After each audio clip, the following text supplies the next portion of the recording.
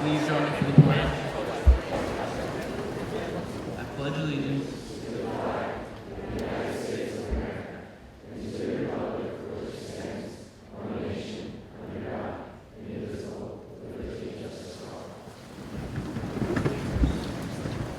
So today's Alumni Day, and it's my pleasure to welcome all these alumni to the school. I hope they like what they see. Obviously, things have changed, but I hope they still think it's the same Kinkaid they've known and loved.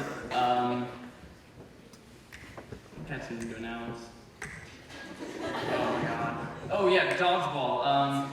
There are forms out there. I know you have them. Get them into Miss Alumni's room by lunch, and we're good to go. It's my pleasure to introduce Mr. North, who will be introducing the alumni behind me.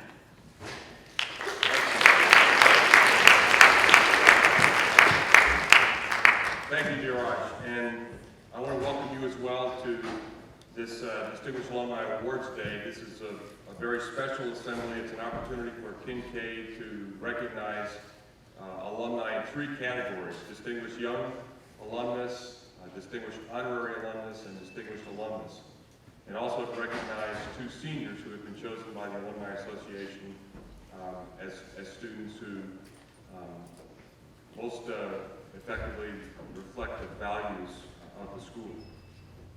The Distinguished Alumni Awards were established in 1990 by the Alumni Association to honor outstanding alumni and non-alumni friends for their service to the school and to the community. I want to take just a few minutes now to recognize the distinguished 2013 Distinguished Alumni Award recipients. Each of our recipients will be recognized at a reception tonight.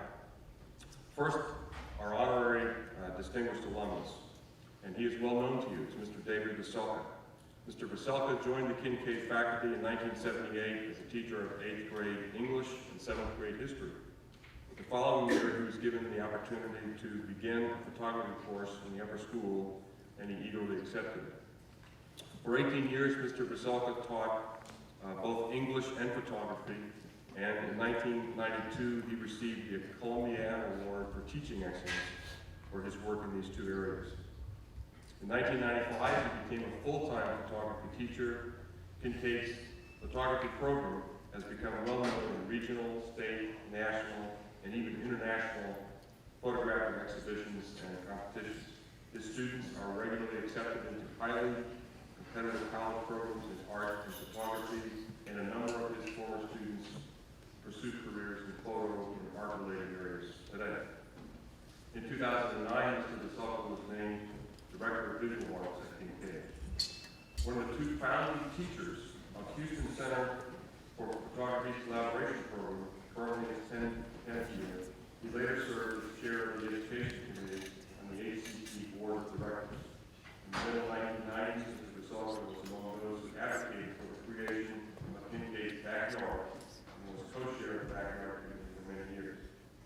Please join me as I ask Mr. Veselka to stand. Please join me in recognizing David Veselka as the recipient of this year's Distinguished Honorary Alumnus Award. Mr. Veselka.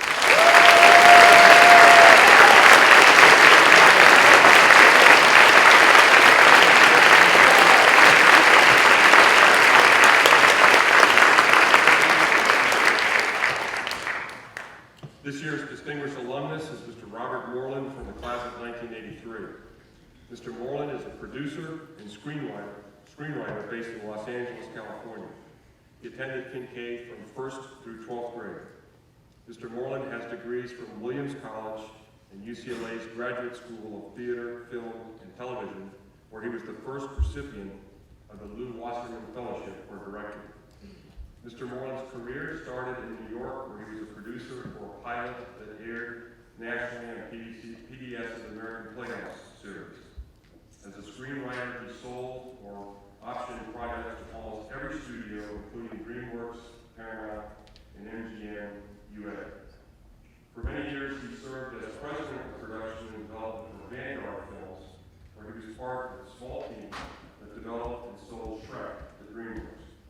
Mr. Moreland's work has included voice direction, musical competition, character design, and website design. He enjoys working with young writers, and currently he is a judge for UCLA's graduate screenwriting competition. Please join me in recognizing and congratulating the recipient of the 2013 Distinguished Alumni Award, Mr. Robert Moreland. Would you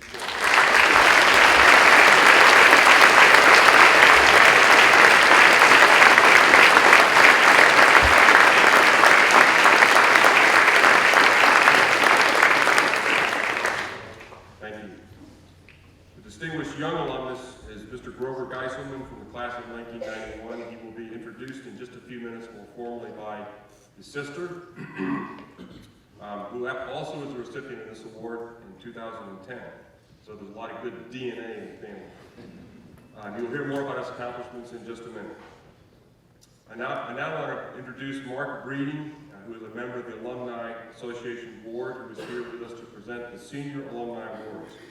Mr. Breeding graduated from Kinkaid in 1974 and went on to receive a BBA degree in finance from the University of Texas. He then went on to South Texas College of Law. Mr. Breeding has practiced law in Houston for over 28 years, specializing in land use and in eminent domain litigation. He is currently a partner at Andrews Kurth. He and his wife have one daughter, Grace Breeding, who is a member of the 6th grade class at Kinkaid. Would you please join me in welcoming Mr. Mark Breeding to the stage?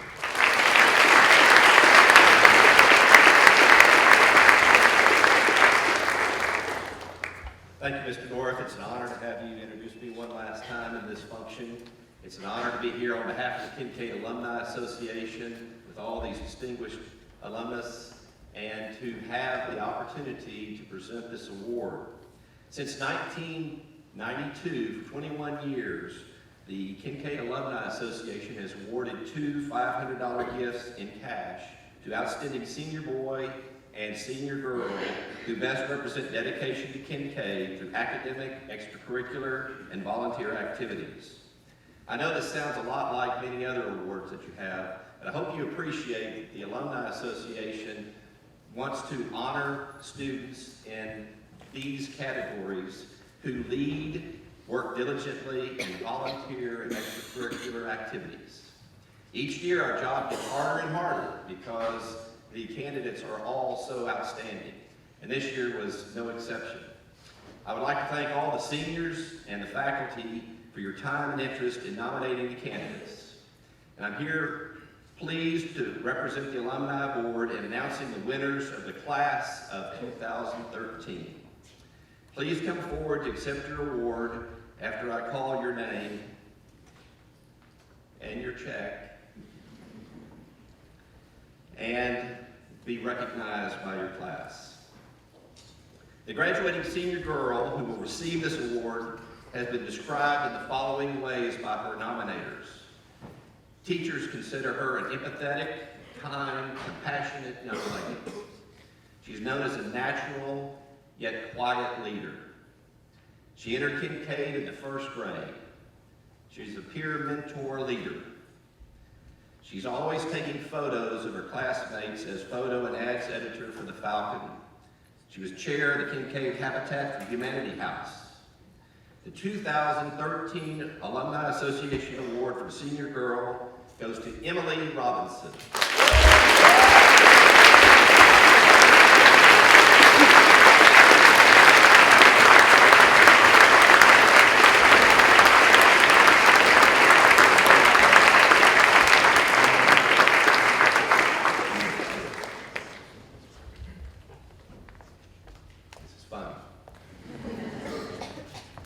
The 2013 Alumni Award for Senior Boy this person has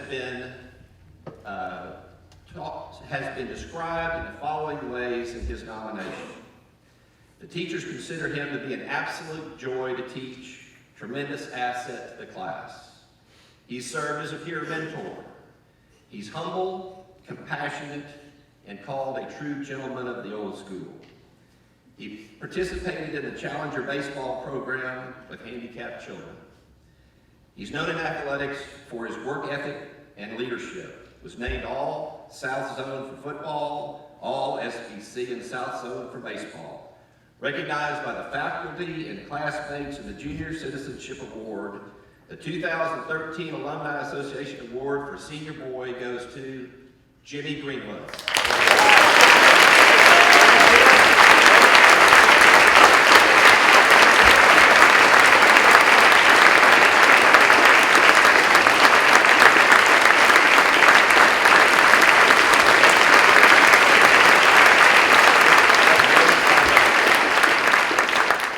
Congratulations to Emily and Jimmy.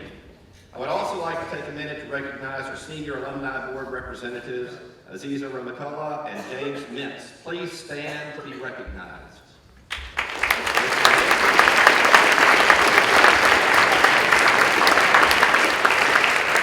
We want to thank you for an outstanding year of service to the alumni board this year.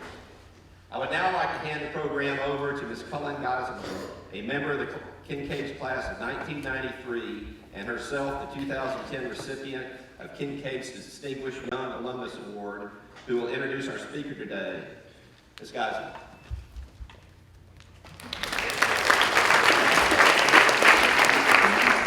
It's really exciting to be here. There are very few things in life when you're a little sister that you do before your older brother, and this just happens to be one. I'm real excited, and it's also really a pleasure to introduce him to you.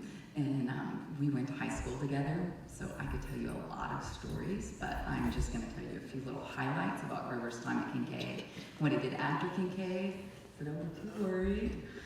Anyway, Grover came to Kinkaid in the 9th grade from St. Michael's School, and his 4 years were what I would call transformative here. Again, this is from the little sister's point of view, and my mom over there might agree. So he went from being a tall, skinny Catholic school kid who held the record for running the fastest mile, and he was all legs and ears, to being a beefy captain of a football team and mastered anything that came his way. He excelled at history, though he stumbled through foreign language classes, finally convincing the administration in his junior year to let him take Latin with the 8th graders. He was the only person I know that's had his car stolen out of the Kinkaid parking lot in the middle of a school day. And I'm telling you, it wasn't a prank. They actually found his Suburban stripped completely on the Mexico border. It's a very important thing. Yeah, it was not all cars and coursework and sports for Grover. He made most and many of his best friends that are still his best friends today here at Kinkaid. And they still get together, and it's really fun. And I can't remember if Grover was voted anything fun, and he won't divulge this to me for his senior year, but we can just go back and look at the yearbooks. Anyway, he graduated in 1991, and if you do the math in your head, that makes him about 40 years old. And he went to the University of Texas at Austin, where he was a double major in Plan 2 and business honors. Being a lover of sports, he decided his sophomore year to walk on to the UT football team, which is no small feat, but he didn't get a lot of playing time, so he ended up going, and after a year of doing that, he focused more on other pursuits, including his fraternity. He was a Texas cowboy, and of course his studies. And in typical Grover fashion, I'm just telling my little story on him, he managed to convince the administration at the University of Texas that a 3-week stay in Costa Rica involved a lot more fishing than classwork, ended up counting for all of his language requirements. Very amazing. So you sense a theme here. It's important not just to be good at school, but also the parts of school that you're not very good at to be able to kind of talk your way out of. So thanks to that and lots of hard work, he managed to finish a 5-year program in 4 years. And after graduation, he went to work as a financial analyst at Lehman Brothers in Houston, where he worked 80-plus hour weeks crunching numbers. He later took a job at First Reserve, a private equity firm focused on the energy industry. In his late 20s, Grover decided it was time to pursue a master's of business administration, and he set his sights on going to Stanford, where the students are entrepreneurial and the weather is perfect. He received his MBA in 2002, and later that year founded Living Spaces Furniture with his business partner, Sharm Sherman, who was also a graduate of Stanford. To date, they've opened 8 stores in Southern California and employ over 1,000 people. And despite his struggles with foreign languages, he does occasionally speak Spanish on his commercials. You should Google it. I'm sure he'll tell you more about it, so without further ado, let me present you Grover Gallagher Geiselman.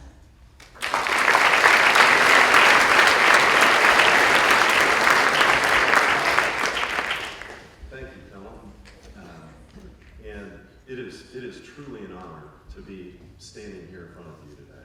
I'd like to thank Headmaster North, my former running coach, the faculty, the administration, the Alumni Association.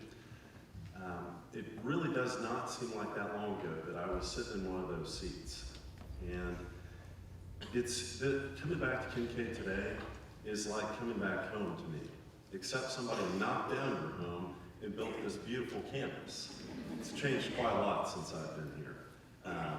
But as Cullen mentioned, I entered Kinkaid as a freshman. And initially, I was quite disgruntled by the workload here. It seemed that my teachers were trying to kill me. Death via essay. The English department, they broke me down. And it was brutal. But eventually I had a few English teachers that finally taught me how to express myself with the written word. As I overcame my fear of them, I gained confidence. And I realized that I could mold myself and my future into whatever I wanted. By the time I graduated, my confidence had evolved into this one conviction: anything is possible. That's the most important lesson that I learned here, and it helped me make a lot of great decisions on the way.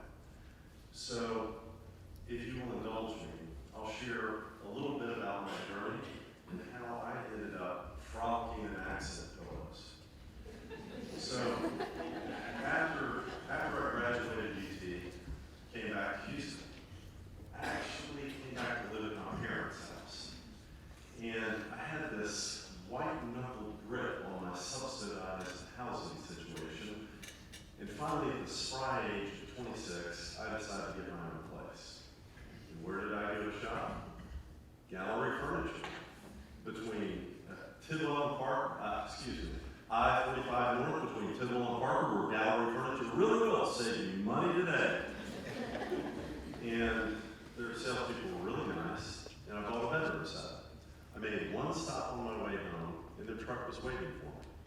And this is my only furniture buying experience, so I assumed this is how it works. Buy it today, enjoy it tonight. At the time, as Cullen mentioned, I was working in finance, and I liked my job, and I was challenged by it, but I didn't love it. And life is way too short to spend time doing things that you don't love. So I pulled the ultimate procrastination move, and I went back to business school. Plus, I'd get to retake spring break, and that sounded awesome. And I moved out to California, and again, I had to buy furniture. This time I went to a place called Honorary. And after waiting for a full hour, I finally got some help. And they rung me up, and I told them, you guys don't have to deliver it. I've got a Suburban, I'll pull around that. And they literally laughed at me. They said, it's not here. It's not going to be here for weeks. And I was really frustrated, so I went home and I fired off an email to Gallery. And I told them, you guys really need to come out to California. That you will crush the competition. There's nothing like Gallery out here. And at the time, I certainly had no intention of pursuing anything like that myself. A year and a half later, I was in an entrepreneurship class with my friend Sean. We had to write a business plan. And originally we had this concept for a bond trading software. We thought we were the next Google boys. And we had our first meeting with our venture capital advisor, and he body slammed our idea. He made it magnificently clear that we needed to come up with a new concept. So we left the class, we regrouped, and I told my team, there's this guy in Houston, he has a single furniture store, they do a boat business. If he'll let us study what he does, then we can write this thing up and be done. So I came back to Houston, and I saw Matt. And I asked Matt if we could study his business, and he said, sure thing. He's always helping students. And over the next month, the more we analyzed Gallery's business compared to the rest of the industry, we realized Matt really has something special here. And we certainly had not gone into that project looking for a career. But here was this great opportunity staring us in the face. And Sharma and I thought, shame on us if we don't have the guts to go try this. There was only one small missing piece to the puzzle. We had no idea how to run a furniture operation. So I went back to Houston to see Matt. And I made this pitch. I said, Matt, Charlotte and I want to come work for you. We want to learn what you do. You don't have to pay us. And when we open a store in California, we'll give you an interest in that business. And Matt said, I'll think about it. Call me next week. And this started a repetitive process. For the next 4 months, every Tuesday, I'd call Mac and make the same pitch. And every time, Mac would tell me, call me next week, I'll think about it. And finally, we had graduated from Stanford Business School, frantically hoping to get a job working for Gallery Furniture on the sales floor. And that offer was not yet forthcoming. I called Mac one last time and I said, Mac, this is your last chance. Sharma and I are willing to get in our car, drive to Houston, and start working for you next week. Otherwise, we're going to go do this with someone else. And he finally said, all right, I'll see you next week. And it was really important that we earn Mac's respect. And for Mac, it was really important that he test our resolve. So he put us on the team, the hardest working team in the place. We clocked in every morning at 6:30, unloaded trucks till about noon, then showered up, got on the sales floor, sold furniture till about 9 at night, grabbed the keys to a delivery truck, made a couple of stops, came back about midnight. Did that 5 days a week for about 4 months. And we did not learn the first thing about warehouse logistics, advertising, purchasing, or anything else from a big picture point of view. Mac thought we needed to learn on the front lines, and he was right. So after this apprenticeship at Gallery, we went back out to California and landed in beautiful Rancho Cucamonga, about 50 miles east of downtown LA. And we found this old Costco building, and we set up a showroom and warehouse under one roof, just like that. And at first, our operations were delightfully chaotic. We actually kept brown paper on the windows because we were so terrified that customers would come in and actually want to buy something. And step by step, we sort of ironed out all these bumps. And as it turns out, as dumb luck would have it, we had opened a store in what turned out to be the biggest housing boom this country had ever seen. And for the first 2 years, 2.5 years, our sales were on a meteoric rise. And of course, Sharma and I thought, this must be because we are such brilliant managers. As it turns out, it was really the housing market and the economy that were doing all the managing for us. Unfortunately, every bubble will burst eventually. Don't you forget that. During our second 2.5 years, the housing market and our sales went into a precipitous decline. And let's see, to put this in economic terms, the number of homes sold each month dropped to 1/3 of what they were at their peak volume. And half of those transactions were foreclosures.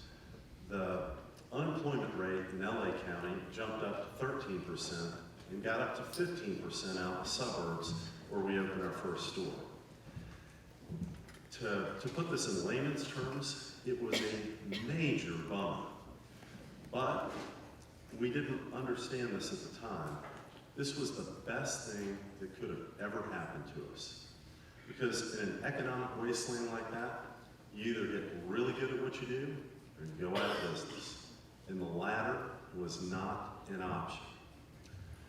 So, this great recession forced us to streamline everything we did. And since those dark days, we've been able, as Kellen mentioned, to open 7 additional stores, and we have 2 more on the way this year. The scariest thing, and the thing that I'm most proud of, is that we now employ 1,000 people. So, after my story here, I wanted to leave you with just a few thoughts. First is that on life's journey, you need a plan, but don't be afraid to make adjustments on the fly. If you don't have a plan, you'll find yourself stumbling around like my 16-month-old, bumping into things and slobbering on the couch. You need a plan, but watch for forks in the road. Something as simple as buying furniture may open the door to your next big adventure. Second thought I have for you is that life is going to deal you some setbacks.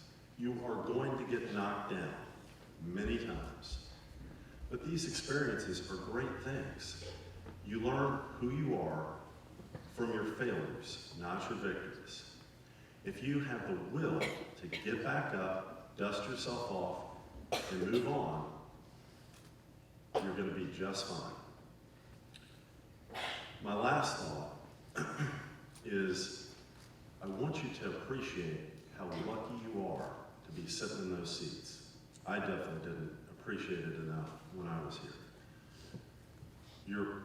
Your parents and your alumni are investing heavily in your future. If you apply yourself here at this school, you can get into virtually any university of your choice.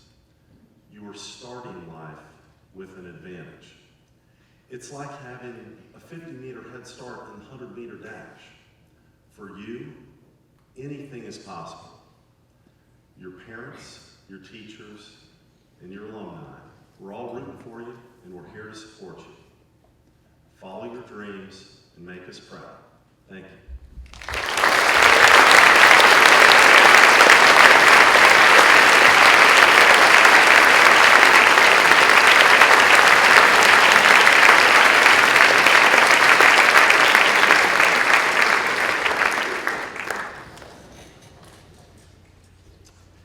Usually at the end of these talks, I sum up a few points, but Grover just did that. And he did it. That was an excellent, excellent talk, and I hope you all were listening to the major points because there's so much value and truth in the lesson that you articulated.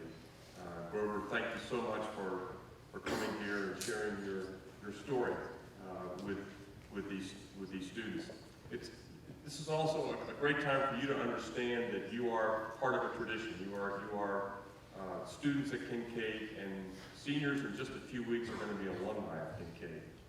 And that means something. It means something to the alumni today, as you just heard Mr. Geiselman say, he's proud of you and alumni are proud of you and have expectations as well. Just as it's important to understand that in your family, you're part of a tradition, you have parents and grandparents and great-grandparents, so too are you part of a tradition at Kinkaid, and I hope that you get a sense of that today.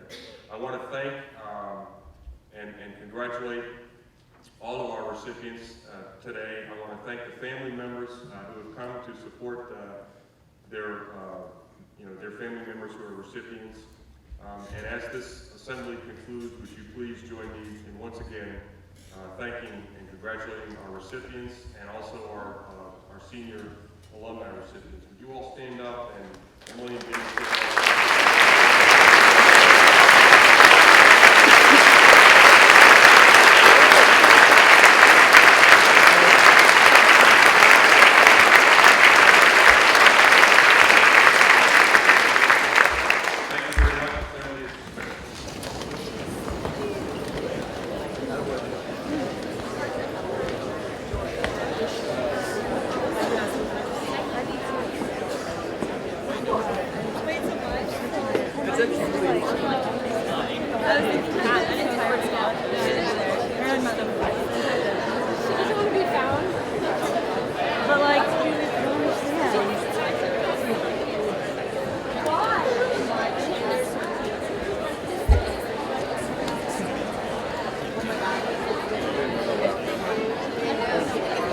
Not the time to laugh. Yeah.